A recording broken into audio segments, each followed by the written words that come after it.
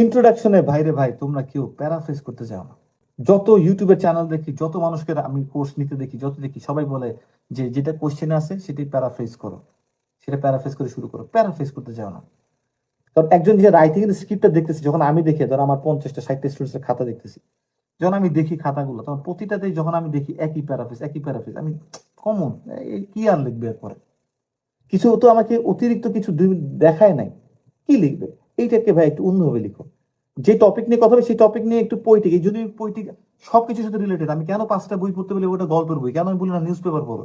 Poetic জায়গা আনতে হবে, গল্পের বই থেকে, স্টোরি বুক থেকে এটা আসে। স্টার্ট উইথ দ্য সিক্রেট, তারপর the alchemist, think and grow rich, rich dad poor dad, লাস্টে এরাগন। তারপর এটা তোমরা নিজেরই বুঝবে কোনটা পড়তে হবে না পড়তে হবে। সোজা বই, সহজ বই, রিডিং হ্যাবিট বাড়াবে, পোয়েটিক জায়গা দেখাবে, কম্প্রিহেন্সিবিলিটি বাড়াবে, অনেক কিছু বাড়াবে, জ্ঞান বাড়াবে।